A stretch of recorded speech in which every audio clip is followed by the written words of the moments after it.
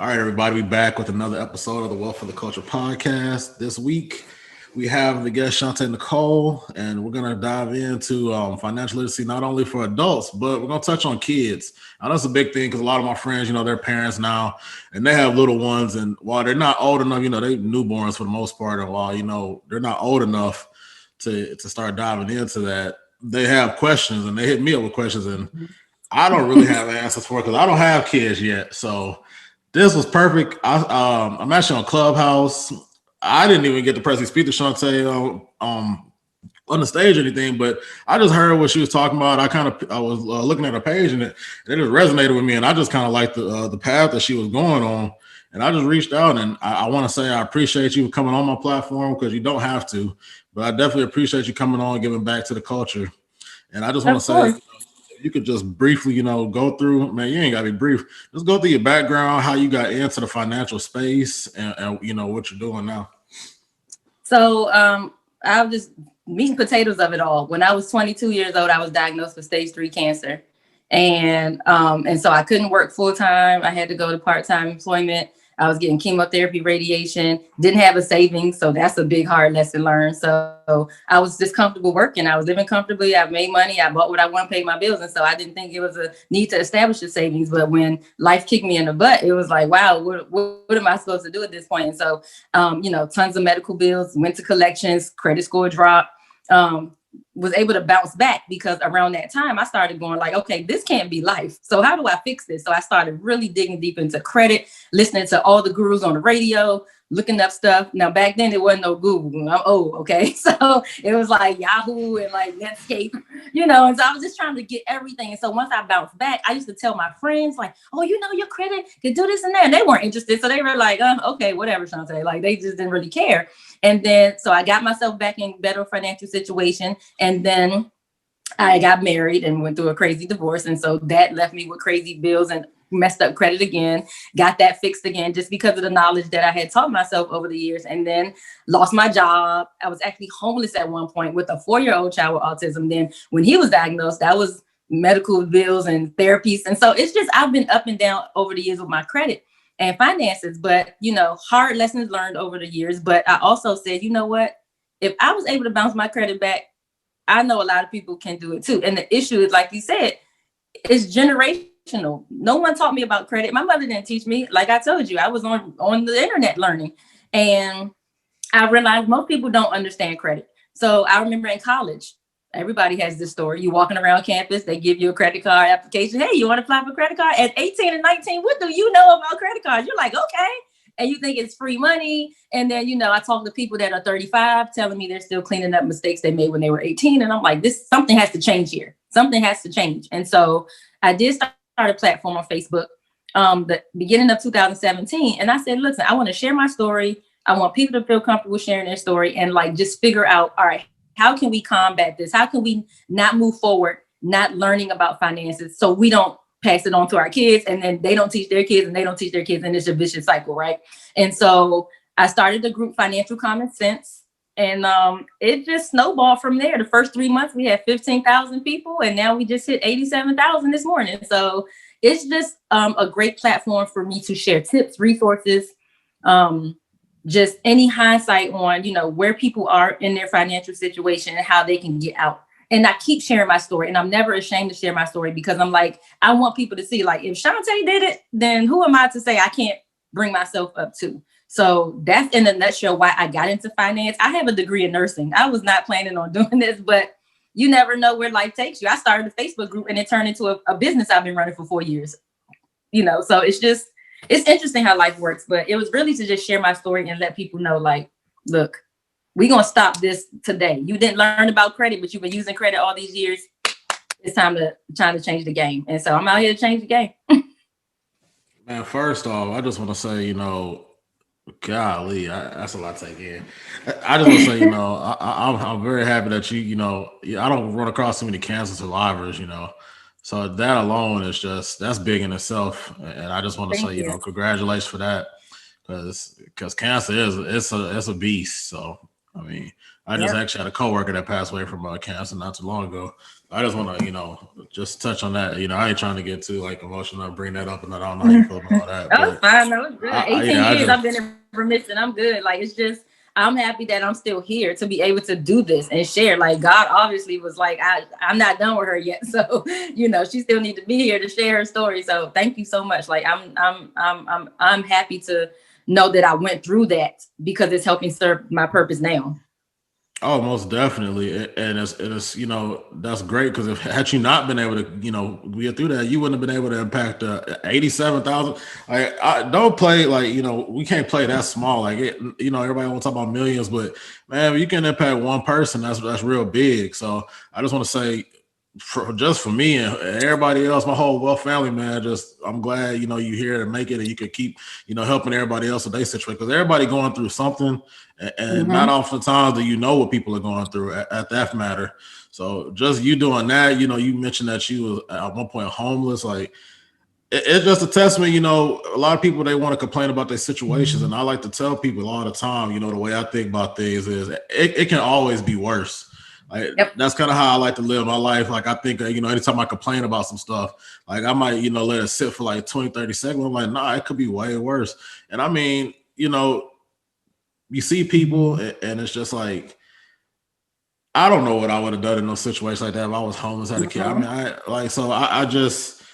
I think it's people like you that I think about. It's just like, golly, like what I'm complaining for. Like, there's no reason for me to complain because it can be something else that's more impactful. That it could be a detriment that I got to overcome. So I just want to thank you, on behalf of everybody, man. I just want to thank you for just Thank you. sharing this knowledge because you overcame something. You have a kid who you mentioned is autistic. So Mm-hmm. you got a lot on your plate alone, and I just want to, I don't normally break off into this, but that kind of, oh man, I just want to say, I appreciate it, just you come on this platform, you spreading the knowledge that you have, but we'll just kind of I mean, break off. if I did not do it, then everything I went through was in vain, and that's exactly how I look at it. So.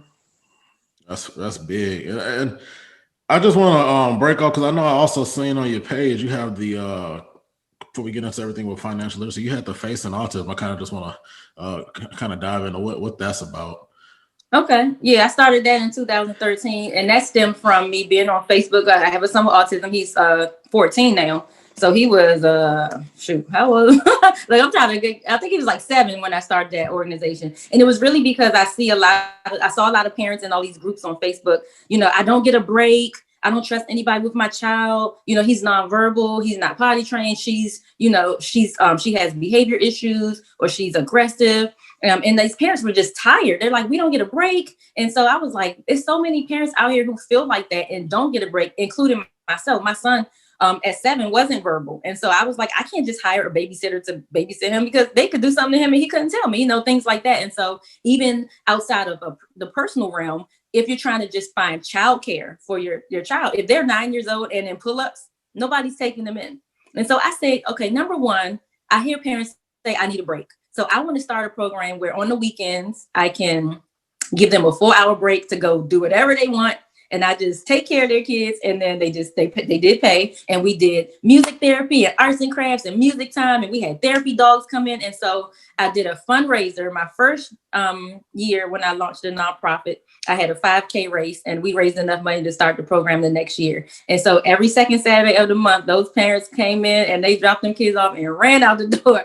And, my thing was like, just to see that they felt safe leaving their child with me, knowing that they were in good care. I had volunteers every single time. I never had to pay anybody. They dedicated 4 hours of their time to come and be with these children. And then that snowballed into doing the summer camp, because the biggest issue people would have was like, where do I take my child in the summer when school is out? I have to work. So I started a summer camp. This would have been my 5th year, but COVID. But that was always maxed out at capacity every year. And just, they drove me crazy. Don't get it twisted. But, I just, to know, again, the impact that I'm having on families, to say, where else would I have taken my child, and knowing that they were safe? Where else could I have gone or turned to? So autism, the special needs community, and finances, those are like my 2 loves, my 2 passions. And so, and that's what happened. And so even in that realm, When I started that snowball, that's how I always know I'm walking in my purpose, because as soon as I started that nonprofit, I was on all types of news stations, all type of radio stations, national magazines, local newspapers. It's just, just trying to get the information out there. And so I even did a calendar called What Autism Looks Like and featured kids from all over the world. And parents were just like, oh my God, my baby's in the calendar. They felt like they were like in a Target ad or something. But just to see like the joy that they felt, like someone took the time to feature my child and show what autism really looks like. Because if you saw my son, you would say, well, he doesn't look like he has autism. And I hear that a lot. And I'm like, well, it doesn't have a look, Yeah. And so just kind of putting that awareness out there. And so, like I said, my two biggest passions, finance and my babies, and I just love what I do. And again, if I didn't have a son with autism, would I have done that? No, I would have been like, oh, I empathize with you guys, but I would have never started a whole nonprofit and programs helping families. So again, everything in my life has its purpose, whether it's hard or not. And it is a difficult raising a child with special needs, but I wouldn't trade it for the world.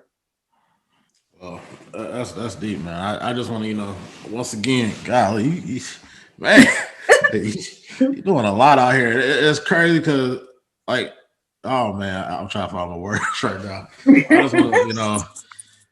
I just want to say, man, what you're doing, that's great. If reach out to me. I mean, I don't necessarily. Where are you located at? I'm in the DMV. I'm in the DC area, so I'm in Maryland, but I'm like 30 minutes from DC. So yeah, okay. On the East Coast. Well, yeah, I'm down in Texas, so like, if you ever venture somehow out here and try to do something, hit me up. I'm always down to volunteer for. Absolutely, thank you. I appreciate it. Well, I'll reach out to people. I know a few people out in the DMV area, so awesome. I'll reach out, see if they want to do anything. But we'll branch off of this because, well, for a second, I just want to say, like, a lot of times I mention to people, it's not always about what you're passionate about. Sometimes it's about, just honing in on your gift. And you mentioned that you went to nursing school. Yeah. Like, and while that might, I mean, I don't know if that was your passion or not, but you got cancer, you beat that. You found a gift and want to be financially literate just because of your situation and experience with your finances. That you have a kid with autism, and that lead, like, I just say this all to say that it kind of just full circle into you walking into something that you are passionate about now. So it started off with you just finding a gift that you were gifted at, you spreading this word and teaching others and impacting others in a positive way. And it's possible to full circle back around to what you are passionate about. And you're not necessarily, 22, 23, I'm 27 now. You might not know what you're passionate about right now. So, I mean, it's a process, and as long as you just keep pushing, and I say, just look to impact somebody, and that's what you're doing. I mean, you're doing that on multiple fronts, and I don't know how involved you're with like cancer wise, but you got a lot of things, man. I'm keeping you on our radar for sure, and I'm gonna definitely stay in touch with you. And anything I could do to help. I mean, I don't have the biggest platform or nothing, but anything I can do to help push the movement, just hit me up. I'm all for it. But thank you. I appreciate it. Yeah, I ain't trying to get too. I ain't trying to get too emotional, but let's break off into you mentioned you did the credit, how you teach people financial literacy. Can you just kind of break down what is financial literacy? For anybody that may not know what that is. So finance has so many facets, right? So when people say financial literacy, it is a very broad term, and it's basically being literate in the realm of finance. But so many things, and I will say this. I'm not financially literate in all things finance. I know my ministry. It is debt management, saving strategies, credit, building credit, repairing credit. Talk to me about investing. Let me talk to you about somebody who can do that. You ask me about taxes. Let me talk to you about somebody who I know where my lane is. And so financial literacy is just being well-versed or literate, like just being able to read a book. Okay. Understanding finances, right? But again, there's so many different avenues. Some people focus on real estate investments. They ask me about that. I'm like, nope. Let me sit down with my note paper and take some notes because I don't know everything. I know what I know. And so it's all about knowing your lane, right? And so even in my group, people will ask questions about the best places to invest. I know a little bit about investing. Like I can teach you investing 101. But like when you want to get deep, I'm not going to try to fake like I know, you know what I mean? And lead the people astray. I'm going to teach you what I know. So financial literacy can encompass all of those things that deal with finances, even just the economy, period. Stocks, bonds, mutual funds, retirement, 401ks, all of that stuff is all in that realm of financial literacy. Yeah, that's one thing I definitely tell people, because I'm a stock investor. I do stocks. I'm starting to get into options, but I tell people, I may not know something, but I could definitely, I'm that guy. I can get you in touch with somebody that know about it. Like, I got a pretty extensive network, and doing this is just growing. Like, I can find somebody for you that's involved in right. one aspect. I'm not gonna lie. I'm not gonna lie to you. I'm gonna tell you this. Like, I'm no financial advisor. I'm no fiduciary. I like to, carry myself as a fiduciary, because I'm not going to lead nobody to do nothing that I personally am not doing. But I do want to say, so what drew me to your platform was the whole thing of you doing stuff with kids. Like, how did that come about? Like, why kids? Like, where did that come into? So it was my group. I noticed after like a year and a half, and I was like, why all of y'all are in shambles? Because y'all didn't learn this stuff growing up, and you're trying to scramble and learn it now. Let's touch on the kids now, so that they can grow up and not make the same mistakes that you're making or that I made. And so before COVID, I used to go to schools and teach elementary school kids. I was taught from kindergarten up to college, and I was always talking about finances, and I was shocked about how much they actually did know. That means they are paying attention, but some stuff they didn't know. And I share my story about being a teenager and getting my first job and blowing all my money and not saving my money, and having them calculate how much I would have had at the end of the summer if I saved my little $150 every week. And they're like, "Oh my God, Miss Shante." And I'm like, but what did I do with my money? I'm at the mall every week, and just trying to relating it to them, and just showing them, like, it's about savings. It's about delayed gratification. You want that PlayStation, but every time you get your allowance, you blow it at the mall, you blow it on movies, you blow it on candy. You got to think about that big purchase you want, and what is it going to take to get that? And so really just honing in on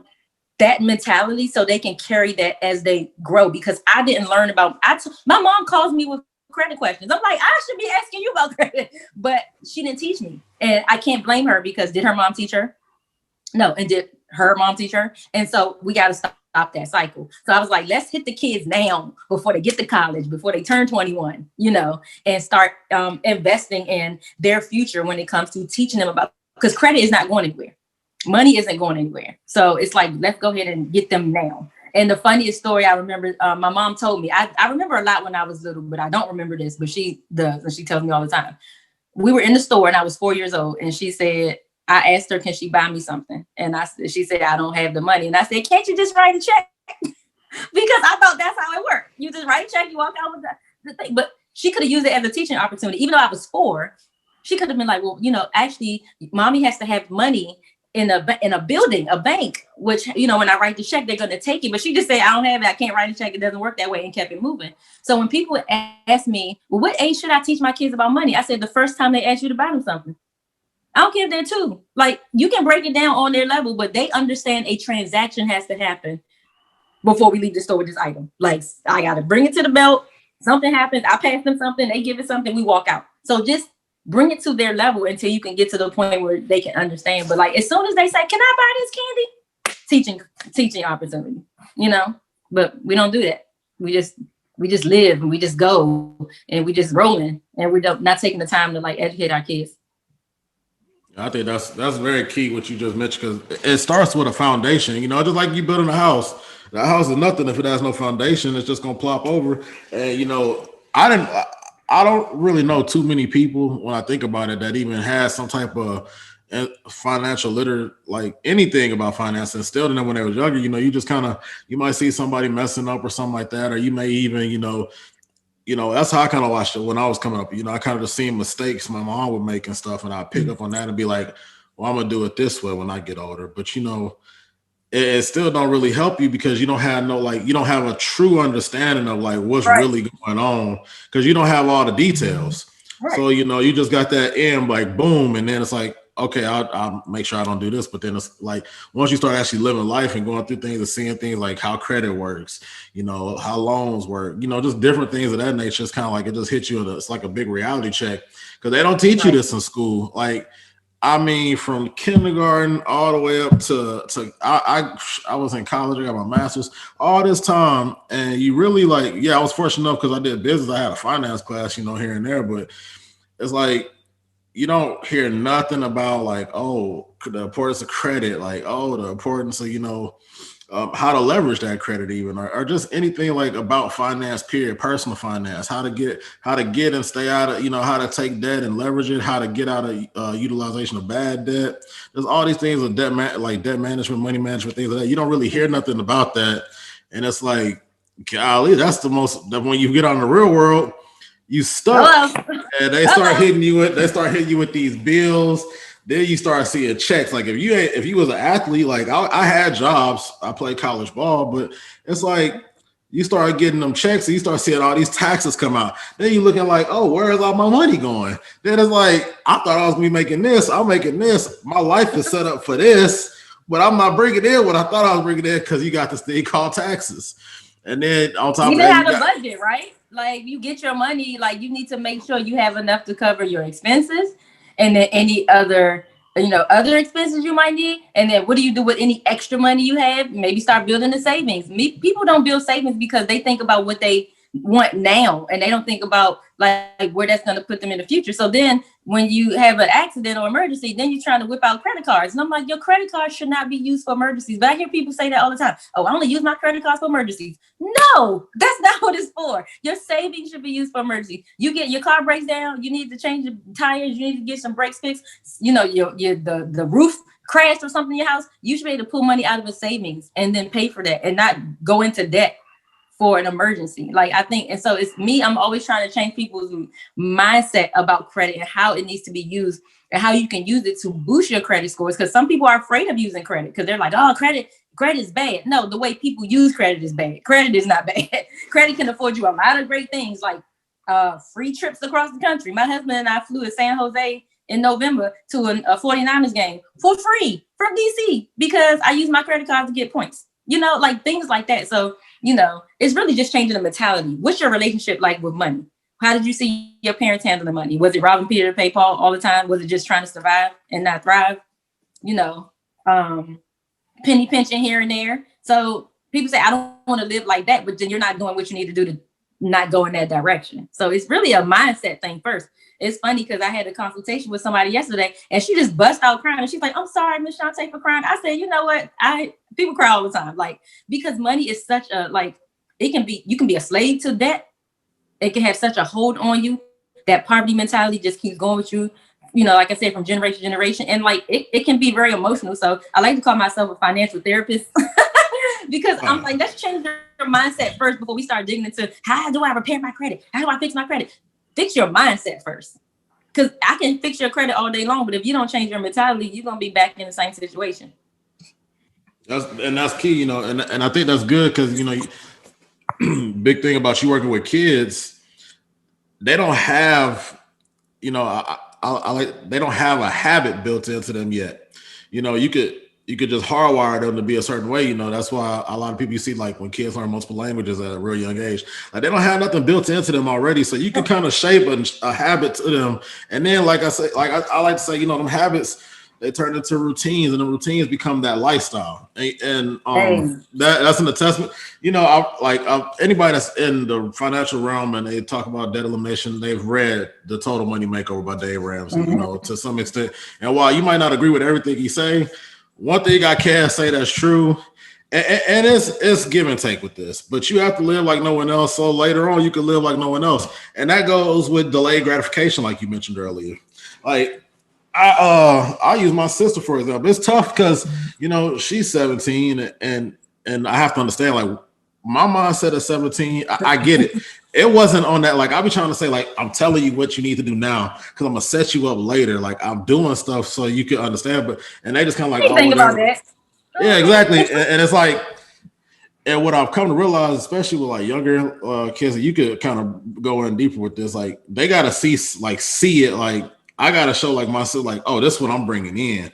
Oh, this is what I'm doing like this. And it took me messing up thousands of dollars trying to get rich quick and do stuff on the quick end. But had I just done it this way 5 years ago when I even got into this realm, I would be chilling right now. I wouldn't have no job. I wouldn't be doing nothing. I'd be good. I'd just be kind of doing whatever I please. I'd have my time freedom back. And, at this point I'm working towards that. every day, and I'm getting close. Like next few years, And you still young. I'm 41. Okay, so like the time ain't on. I still got some time, but it's like it's some years have passed where I'm just like, wow, I wasted so much time. So I feel you, but I tell people all the time, as long as you're still breathing and you're alive, you can make changes. So. Oh, and I mean, you say you for like it don't matter because like at the end of the day, we don't know what we don't know. Like this is the one thing I'll say about this platform since I started, and I started this just off the strength of people asking me questions. They're like, "Oh, you should do a podcast." So I was like, I would get back to Texas. I'll go ahead and do it. Next, fast forward, I end up back in Texas a few months later. So I'm like, "Oh, well, I ain't got no choice now," and I'm glad that happened because that pushed me to take some action. And be accountable for myself because a lot of times we talk a lot of talk, but we don't practice what we preach.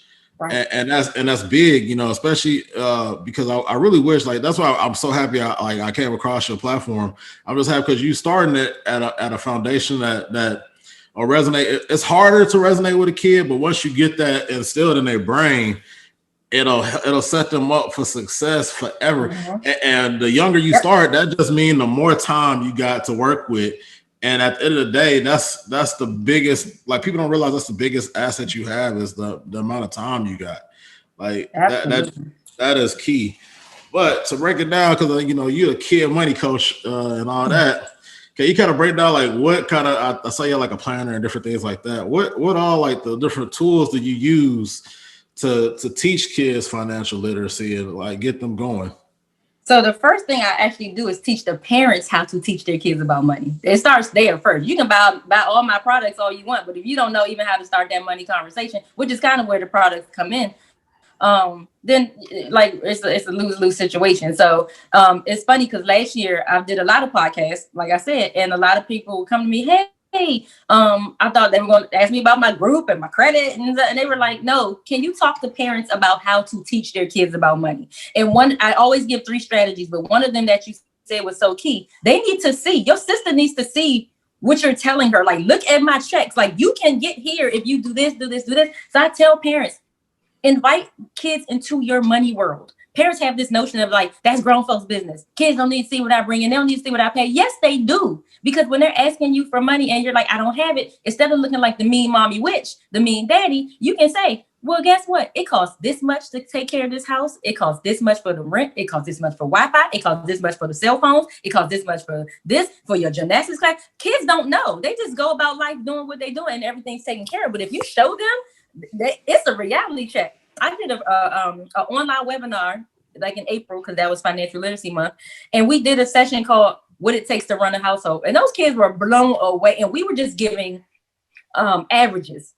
I said, but if you sit down with your mom and dad and say, well, how much is the car note? How much does it cost for gas? How much is our grocery bill? The kids are blown away because they have no concept of that. Invite them into your space and say, you don't have to necessarily say how much you make, but if you're comfortable, say, this is what we bring in and this is what I have to pay out. So this is only what's left. And mommy has to make really smart decisions about where this money goes after we pay for all these things. Because if I don't pay these things, we'll be on the street or we won't have a car. Kids don't know. They just go to school, come home. They just live their life, play their PlayStation. They use the Wi-Fi more than we do, but we paying for it, And so it's like really inviting them into that space. But a lot of parents don't know how to start the conversation. And so my first thing that I launched were the fundamentals of finance flashcards, and it's 52 cards. And it really is just, if you've never talked to them about money, here's just some definitions. Here's some scenarios where they can kind of work out some math problems and some things about credit, just a little bit, just to start that conversation. You can create games from these cards. I've seen people play bingo games, memory games, matching games.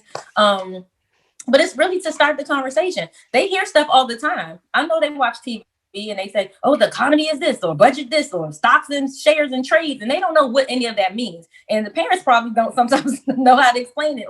And so the flashcards kind of help start that conversation. So this was the first thing that I launched. And I probably sold like 500 or 600 like in the first year, which was great. And then I said, all right, how can I take it to the next level? All right. So we want to teach them about budgeting and savings and stuff, because a lot of kids they aren't in a position to get, what did we call it? What do your children? You get your allowance. You get your birthday money, stuff like that. And some people aren't in a position to pay their kids, but if you are, start teaching them about what to do with that allowance. Okay, ask them, do you have anything you're pushing towards? You have a goal? If you don't have anything to spend it on, don't find something to spend it on, just save it in the bank. Then we can start talking about interest, and we can start talking about like all those things. Like one thing can snowball into another with conversation. So if you start with the cards, then you can go into the financial planner and workbook, activity books. It has budget sheets on here where they can learn, if I get this much money and then I spend this is what I have left. It has a chart talking about wants and needs, because that's a conversation even adults need to have with themselves. Do you need this or do you want it? Yeah, you're not lying. And then, listen, even myself sometimes I'm like, Shante, do you need this bottle of wine tonight or do you need to pay that student loan? Okay, so and and one thing I tell parents, and they laugh all the time, I said, make your kids pay bills. And they're like, what? I said, make your kids pay bills. I said, if they get money consistently, don't call it allowance, call it income, just to make them feel, adult-like. I said, and then charge them for stuff. 25 cents a month for Wi-Fi, 10 cents for electric, $1 for your rent or whatever. And just make them start getting the habit of knowing, like you said, you got your paycheck. That wasn't all your money. Taxes came out. You're like, wait a minute, where's all my money? So when they get their allowance, it's not all yours. You have responsibilities this month. Once you pay 25 cents for your Wi-Fi and 10 cents for electric and your $1 for rent, now whatever's left is yours. Budgeting, getting them in the mindset, because they're going to be in for a rude awakening when they get a job and realize all that money is not there. So you want to set them up now. And a lot of parents, they laugh and they say, I never thought to do that. And they say, that's a great idea. If you give them money for good grades, whatever way they earn some type of money, give them responsibility. One thing parents say all the time, I want to start giving my child responsibility, but then they don't do anything to give them responsibilities. So that's one way you can start honing in on that. Make them pay. So if they want to go to the movies and they thought they had $20, but they're like, I had to pay my bills this month, so now I don't really have $17. Okay, now that's what you're working with, So that's one way to kind of start and apply the conversations you're having. And then as you get older, we start talking about credit and interest, because that's when people start getting cars and they start, getting those credit cards, those student credit cards and stuff like that, And I remember my very first car, I was 19. My interest was 15.89%. I will never forget that number because it was so high. And if I understood credit, I would have maybe held off a little bit, built my credit up so I can get a lower interest rate, or even refinance when I got better credit. But I didn't know anything. I was like, I need a car. So I don't care about 15%. Even though I knew that was high, I didn't care. But had I been educated at 19, I would have cared. So it's really about starting those conversations now. Again, I'm so disheartened when I hear 35 and 40-year-olds, they don't understand credit. I'm like, but you've been using credit for like 20 years. But they just been winging it, right? We got to stop winging it out here. It's costing us a lot of money. Oh yeah, I mean that's big, and I like how you have like a step by step. So it's just like school, you got to walk before you run. So you can't just start somebody off, we'll just say math. You can't start somebody off in calculus and they don't even know the addition, subtraction, multiplication, division. Exactly. You can't just jump the gun. And the best part about that is you make it. It's like a one size fits all, because you can start real young, and it's just like you graduate step by step until you eventually you're out of your own. But then once you're out of your own, you're not just like we were. You're not just sitting out here like, oh, how does this work? How does this work? How does this work? Like, you're not just figuring out as you go, because you had opportunity to figure it out and not have to take that failure that hit you hard and it affects you personally. You had a chance to see it in like a mock style type deal almost.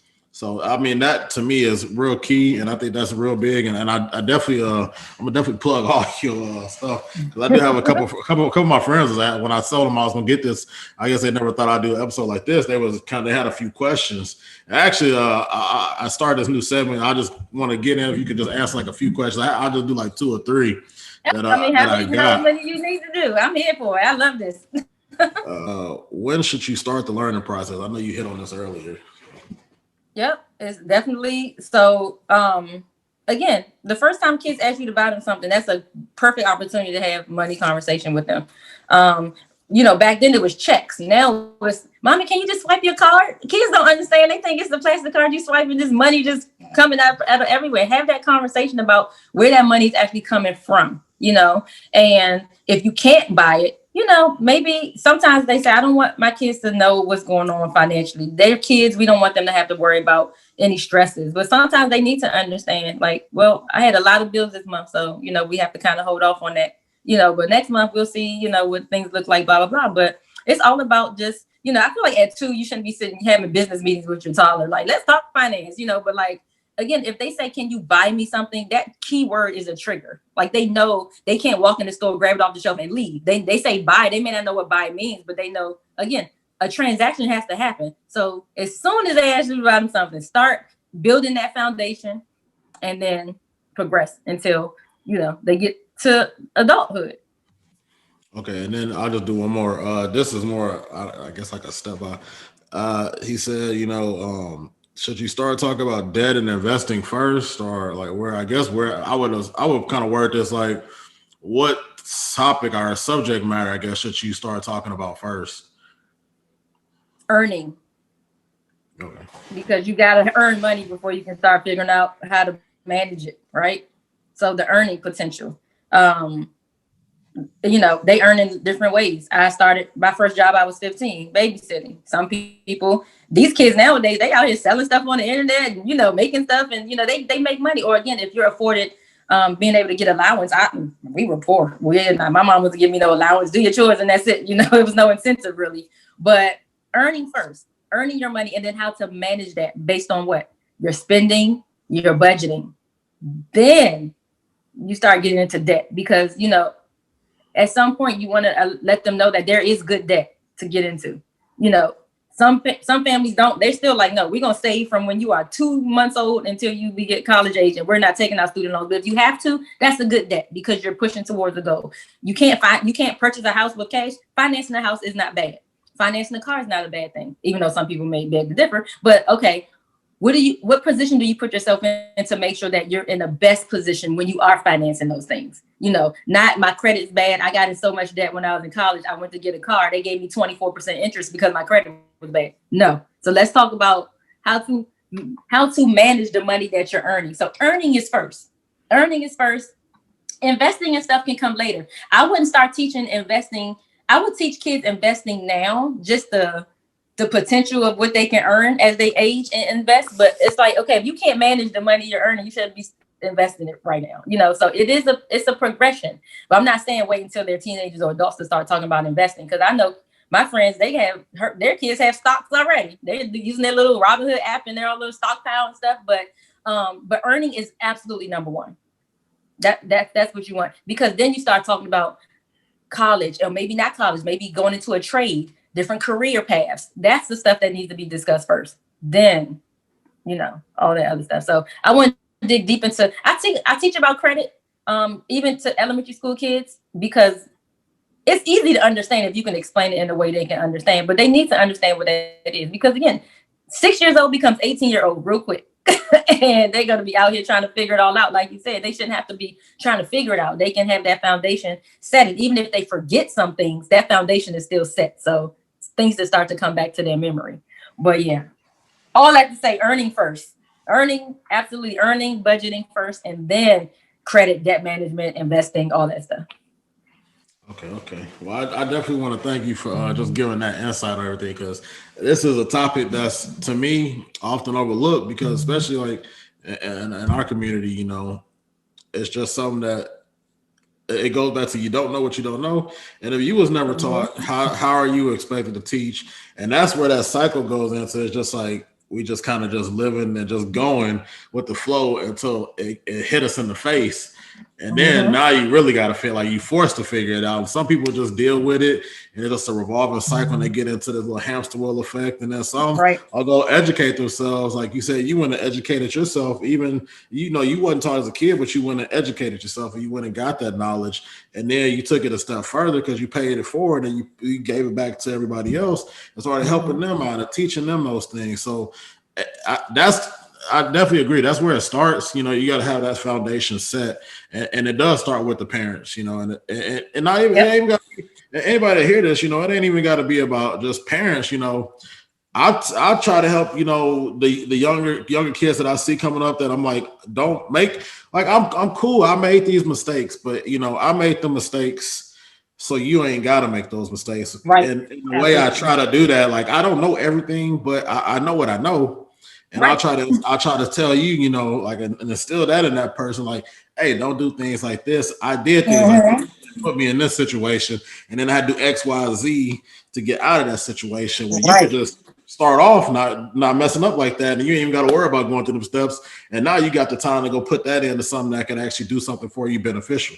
So I definitely like what you're doing. I'm definitely going, like, I'm late to the party apparently because you got you got 100,000 plugged in, but I'm definitely going to be following you. If there's anything I do, you know, as far as, you know, you're facing autism or anything like that, if you ever come out down South Texas, or if I'm ever up in DMV, then we get in contact with you. I'm definitely going to be in touch. Absolutely. I do this lightning round at the end of every interview, you know. Okay. Let me just run through a couple questions, you know, and we can just go ahead and wrap everything up. So, Alrighty. first question is, I like to do any Black standouts from your timeline. It could be Instagram, Facebook, Twitter, whatever have. I like We Buy Black. I like Official Black Wall Street. And I think those are the two that I follow the most. So yeah, just because you know, I'm always about businesses, trying to support Black businesses, not only shouting out mine, but like seeing what other people are doing out there. So like those are the two that stand out to me. Okay. Next question. One book recommendation for somebody. It don't have to necessarily be about finances. It be about anything that you just felt was beneficial. Purpose Driven Life. What is it called? A Purpose Driven Life. Like, Okay. if you feel like you don't know why you're here, what your purpose is, am I even supposed to be doing what I'm doing? If is it going to make an impact? Purpose Driven Life. That book changed my life. I read it when I was in my 20s. I read it again in my 40s, and it had a whole different meaning to me later. So that's one of those ones that you can revisit over and over and over. Yeah, so definitely. All right. Next question is, what failure taught you the most? Not saving. Like, that was a big one for me, and I didn't realize that until now. Like, because I feel like even though certain things in my life happened, and like saving wasn't going to prevent those from happening, but it would have changed the trajectory of where I ended up after those things did occur. So save. I know it sounds like, oh, I want my money, I want to spend, but like saving is so critical. And like that was one of the biggest mishaps and biggest failures. And it happened several times in my life, not just once. So it was like, when you gonna learn, Shante? So now I've learned my lesson. I bumped my head enough times. So save. Okay. For the next question, I just got two more. What is one thing you think the Black community needs to improve on? Not being transparent and feeling like things are taboo. You know, they don't want to talk about money. Why not? Why are you withholding that information? And I will even go back to autism. You know, they don't want to, it's taboo to label my child as something. Okay, well, not labeling them is not going to get them the help that they actually need. So I think this whole secrecy thing, this whole, you know, not admitting, not being in denial about where you are really, I think that's a big problem with us. I hate to say it, but I see it in different facets, not just finance, like you said, just all areas. And I'm like, that transparency, that not being in denial, that admission, that recognition of where you actually are and where you want to be. I think that's so critical, and that's keeping us back, actually. I don't like to get into tangents on this way, got on this whole round, but I definitely can agree. You know, a lot of people have that, like, I don't know if you want to categorize like a crab in a barrel mentality. Like, they got to hold on to something if, you know, they feel like if they let somebody else know, that's holding them back. But even if you're talking about money, you're talking about whatever. Like, just because you spread knowledge with somebody, that ain't taking out of your pockets. That's not taking anything away from you. Like, that just is empowering everybody to be a community as a whole. Because if you look at all these other cultures, they don't have no problem, putting everybody on, and they just rise up together while we just, one get out and they just hang on everything. Yeah, we are doing better. We're doing way better than what we were doing. Mm-hmm. But it's not no save. You don't need to safeguard that type of information. Let that information be known. And I understand, some people are nervous about being a voice and coming out, and they don't want to look crazy. But even if you go talk to somebody one-on-one and just break down what you know about something, that's making a big impact. Because guess what? Then they can go do it, and they can go send it to the next person. Now you got a domino effect. And that's key. It's almost like I'll compare it to the snowball method that Dave Ramsey talked about. A trickle. It might not look like a lot, but after years of doing this over and over again, you're gonna have a whole avalanche type effect, and that's very impactful. And I definitely can agree. We definitely need that in this community. Yeah, we do. Let me get to the last question. What's one piece of advice you would give somebody? Period. About anything. Just life, period. Finance, life, whatever. I would say and I know this sounds so cliche, but take every failure, every mistake, every hardship as a lesson, because life is a lesson. We are learning something new every single day. We're learning our spouses every day. We're learning our parents every day. Like, we're learning about ourselves every day. As society changes, as things change around us, we change. And so you have to learn who you are in that moment, right? And so I share all my hardships because I learned from them. When I had cancer and didn't have money to take care of myself, I was like, you should have been saving, you dingbat, even when I went through a divorce, okay, it was bad, but I was like, okay, what did I learn from it? And then what could I apply moving on?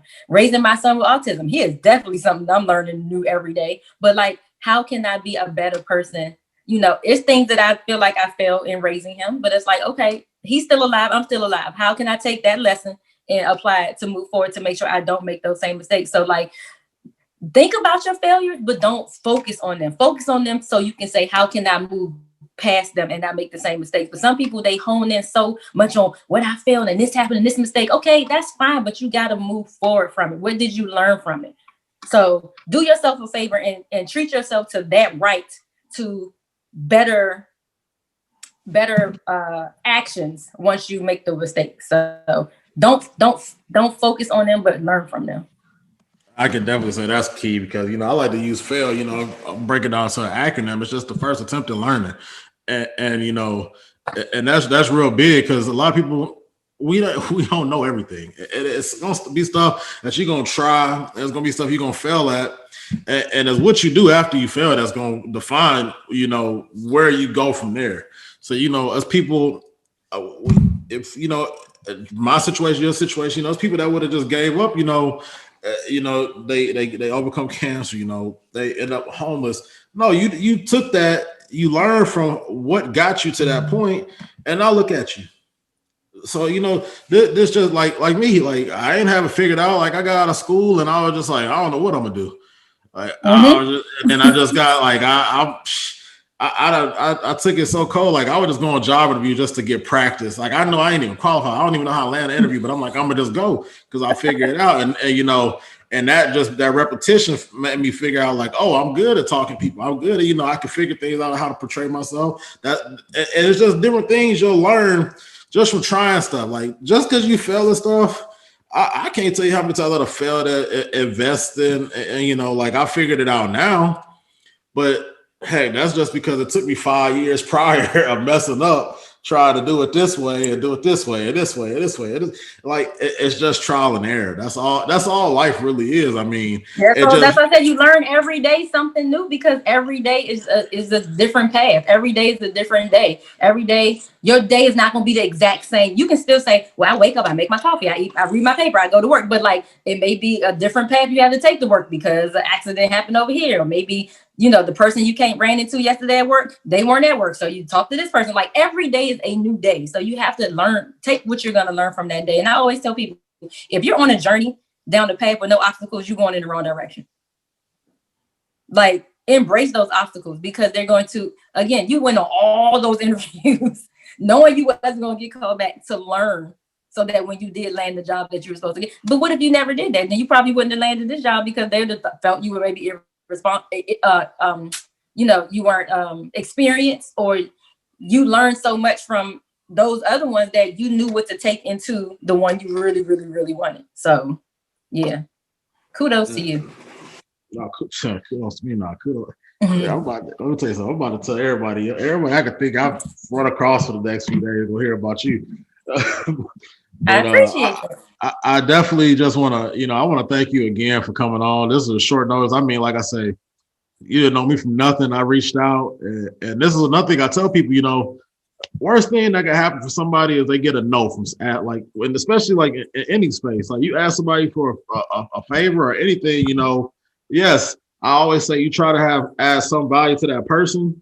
Some way, my platform it's not the biggest in the world, but I have listeners, and it's beneficial. You might hit one or two people that they become clients, customers, whatever.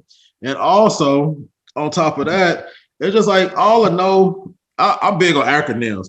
All the no mean to me is next opportunity. Because at the end of the day, it's just reach out to people, because you'd be surprised who's willing to lend a helping hand to you and give you information. And that's another thing. I don't like getting on tangents on this, but that's another thing that's a problem with us. We too afraid to ask for help or ask. We got that pride in this, and I'm guilty of this too. I said we keep everything in. We're not transparent with what we need, and so that's not helping you or anybody else.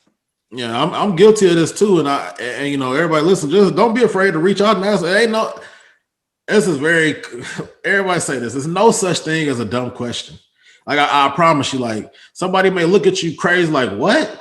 But I'll tell you this for sure. If y'all are on the Clubhouse app, I hear questions asked that you might have thought, man, you might have been thinking about asking, but like, that's a stupid question to go up there and ask. And then you hear somebody go up there and ask it, you like, dang, I was thinking the same thing. So you don't know how many people, especially on this platform, I come across so many people that's done so many different things in different walks of life and how they make their money and how they deal with finances and stuff. And it's like you start seeing like a lot of the questions you start hearing from people when I talk to other people that listen in. It's just like, oh, I had this question. It's like, oh man, I thought this question was stupid, but it's like I had the same question, and that's why I brought them on, because I figured I'm not the only one that's had this question. Right. Before. Yeah, it's absolutely true. That's a big issue. I always tell people the only shots you miss are the ones you don't take. That's a fact. You miss 100% of those shots you don't take. Yep. I just want to thank you. If you could do me a favor though, can you plug in everything, how to get a hold of you, Facebook? Well, you say you got Facebook groups. Most people don't even have that. So Instagram, Facebook, website, all that. Can you just plug it in? All right. So my Facebook group is my business is called Financial Common Sense, and sense is spelled like money. So it's CENTS. So that's my business. So my website is financialcommonsense.org. The Facebook group is Financial Common Sense. The Facebook page is Financial Common Sense Inc., because we are incorporated. My Instagram is at Financial Common Sense. And if you want to email me directly, it is Shante, SHANTE, at financialcommonsense.org. And all of my products are there. My services are there. If you want to sign up for a free consultation, we can talk for 15 minutes and just discuss your financial situation and see how I can help. Maybe I'm not the person for you, but I can direct you to who you need to go to. So that is it. And my kids' products are on the website under Kids Making Sense, because that's the name of my kids program. I don't know. I definitely know. I'm gonna send a few people your way, because they've been asking about how to even get going with when I start with my kids stuff. So that's a good resource for them to have right there, especially if you don't have no clue or like where to get started. So I definitely once again I want to thank you again. I appreciate everything you've done. I appreciate a lot of knowledge you share, because you definitely are giving value out here. And I just on behalf of everybody, thank you. Thank you. Thanks for having me. All right, everybody. It's Wealth for the Culture podcast. Once again, Ollie Brady, your host. If you think this podcast gave you any value, please just like, comment, subscribe. It helps boost the algorithm. Once again, we had the lovely Shante Nicole on, and I just want to give a huge shout out to her and thank her again for coming on the platform. All right, we're signing out, everybody.